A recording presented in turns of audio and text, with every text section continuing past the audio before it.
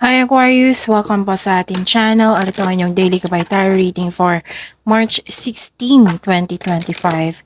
Please bear in mind that kung naka-resonate kayo, comment down. Kung hindi kayo naka-resonate, ibigay niyo po sa iba kasi channel. Ibigay niyo po sa iba kasi channel reading po ito. This is for you, Aquarius, ngayong March 16, 2025.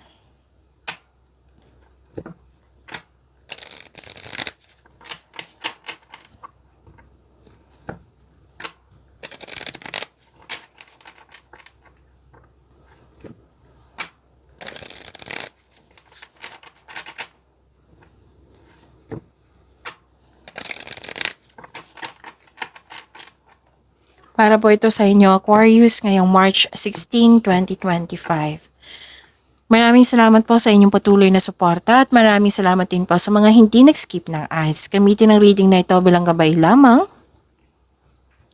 Sa mga hindi pa naka-subscribe, subscribe na po kayo at click bell notification para malaman nyo na may bago tayong video. Para sa mga gusto magpa-reading po, may lumabas dyan sa screen nyo ngayon. Panoorin nyo po at sundin ang instruction. Spirits Guide, mga ganap pa para kay Aquarius ngayong March 16, 2025. I need 3 cards po.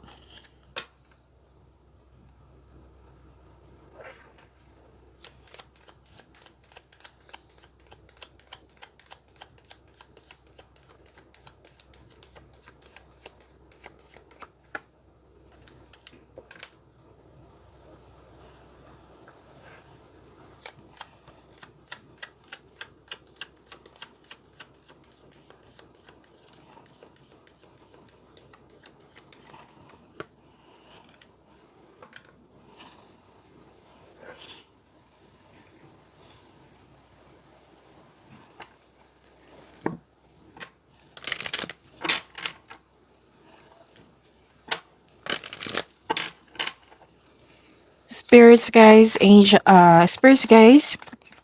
archangels, guardian angels, message pa para kay Aquarius ngayong March 16, 2025. I need 2 cards po.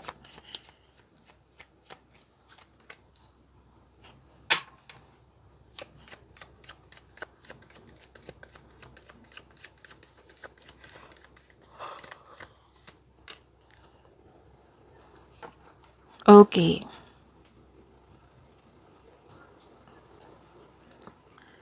Aquarius, ngayong March 16, 2025. May nakita ko dito ang proposal, offer. May nag-deal kayo sa isang tao. May promises kayo sa may promises kayo, deal, commitment, agreement, pwedeng signing of contract ito or may nag-uusap regarding sa marriage contract. Nakikita ko dito na nagkaroon po ng pwedeng may kakapasok lang ng buhay pag-ibig, oo, sa relasyon, bagong relasyon ito. Pwede din may bagong kasal, ikakasal, engagement or proposal. Basta may dito, promises kayo sa isang tao. Kayong dalawa, mismo nag-usap. Tapos, may nakita kong opportunities dito na kailangan mong bigyan ng best decision, best choices. Tapos may nakita ko ditong party, community, event, public event, special event, meeting, reunion. Yan yung nakikita ko. Universal laws and truths are now being revealed. Use this energy to create your reality. The connection to divine guidance is within you. Okay? The connection to divine guidance is within you. Spirits Guide, ano po yung energy ni Aquarius ngayong March 16, 2025? And the clarification of this card po para kay Aquarius.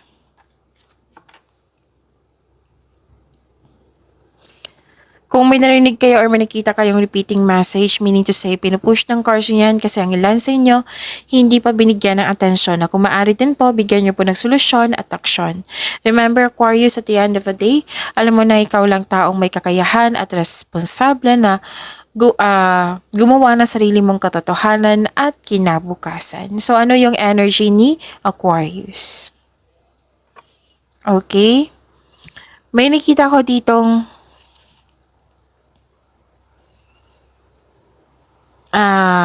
new beginning.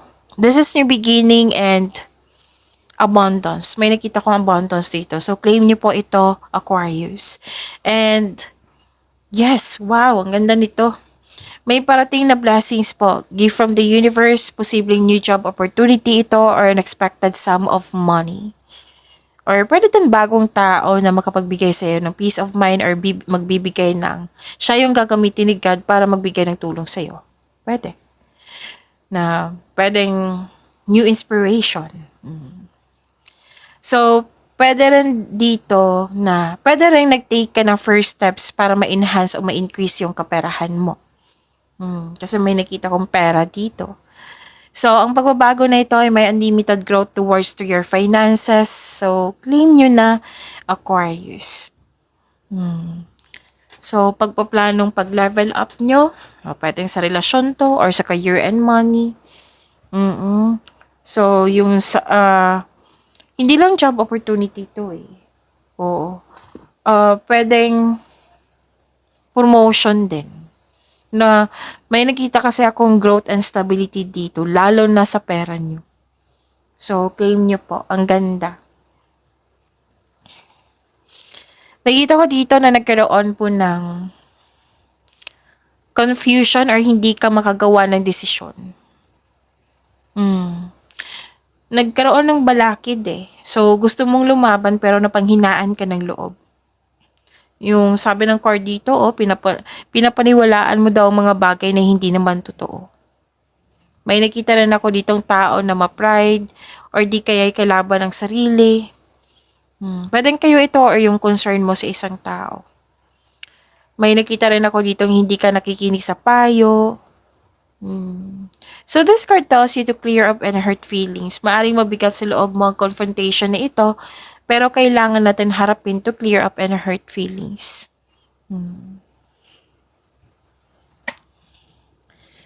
Spirit's Guide, Career and Money po ni Aquarius ngayong March 16, 2025.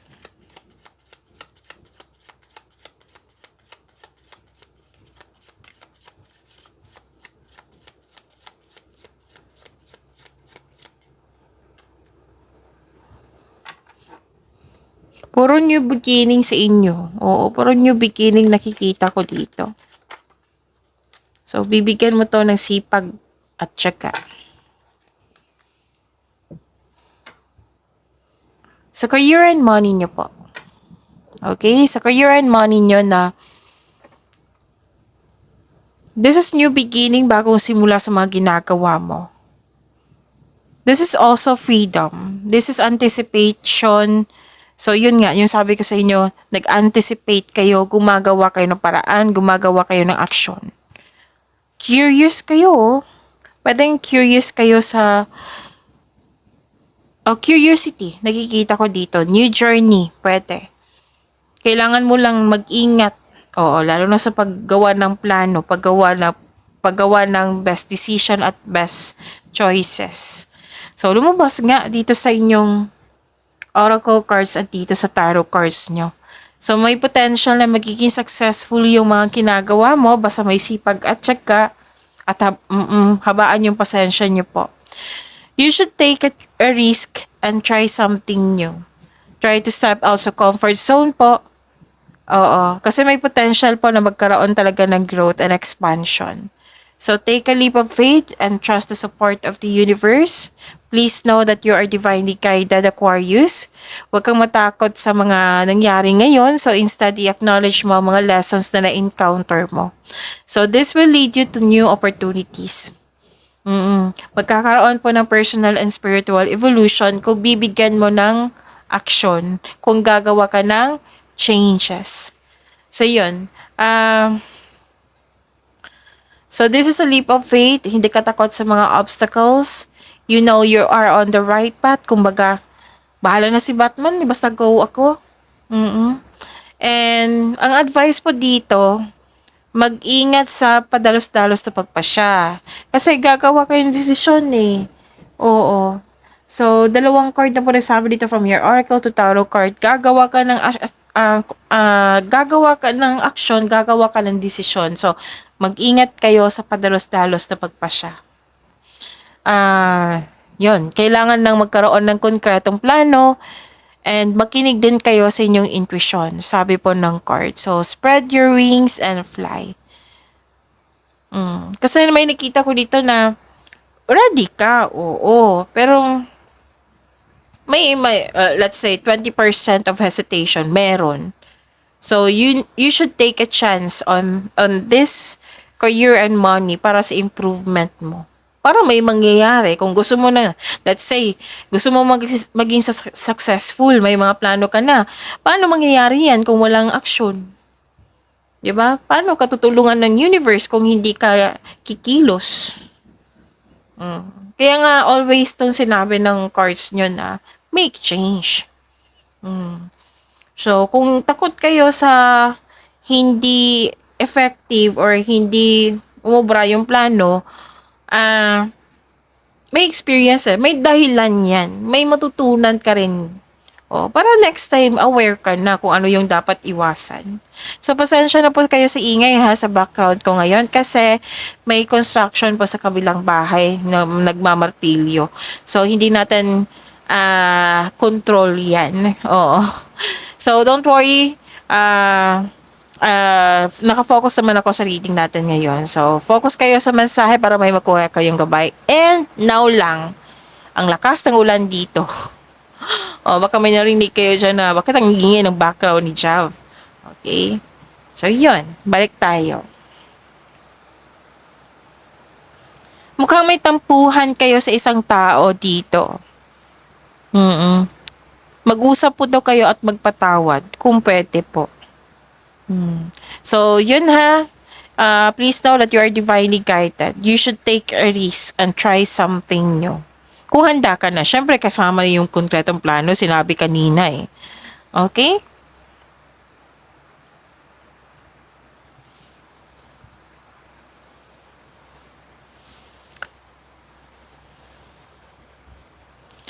Okay.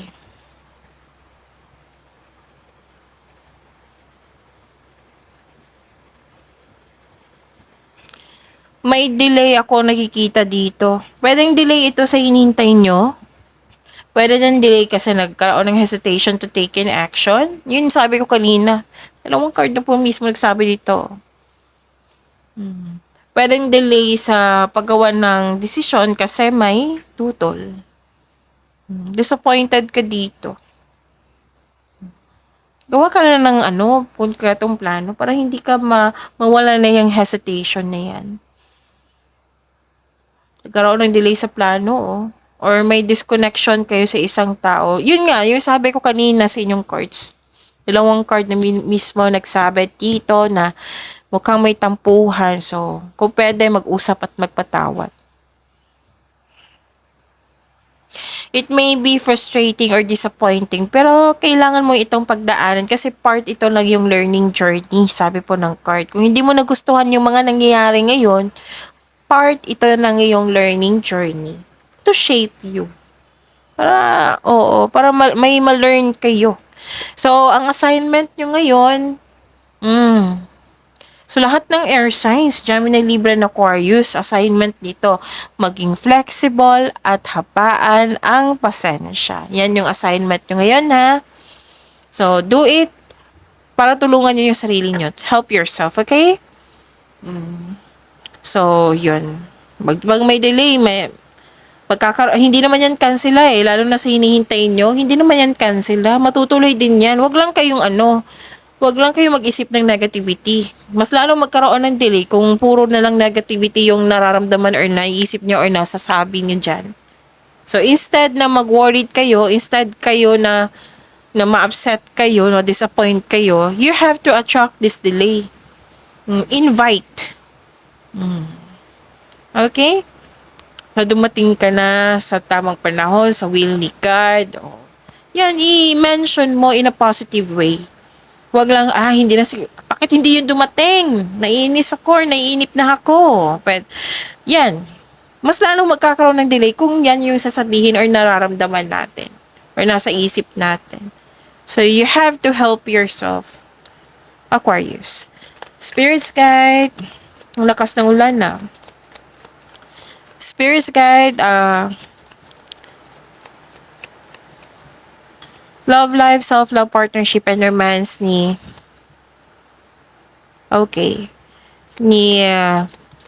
Aquarius ngayong March 16, 2025. And the clarification of this card po.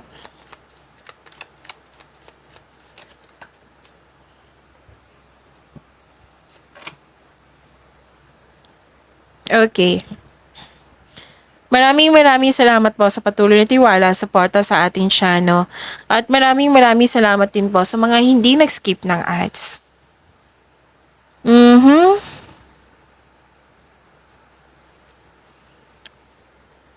Burnout kayo dito. Pwedeng na-burnout kayo kasi may taong sumusobra na dyan. Na-burnout kayo sa dami ng trabaho. Na-burnout kayo sa daming responsibilidad. Nabibigatan ka. Pero din na-burnout sa kakaisip. Mababurnout ka yan kung sobra na sa pag-iisip. Nako. Overthinking. Nako. So, parang gusto mong iwan. May gusto kang iwan or stop. Feeling uneasy yung nakikita ko dito. Parang may nagsabi sa akin ngayon na yung regarding sa career, iniisip mo ngayon, let's say naka-rest day kayo ngayon, o iniisip mo, gusto ko nang iwan, gusto ko nang pagbabako.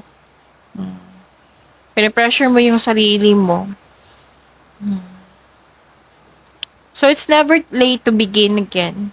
So, nawalan ka ng pag-asa dito Pwede yung sa relasyon to kasi nasa love life Pwede din, pagdating sa bahay, yung concern sa career and money mo, dala-dala mo sa bahay. Instead na mag-rest day ka or matulog ng maaga, na mag-relax ng maayos, yun.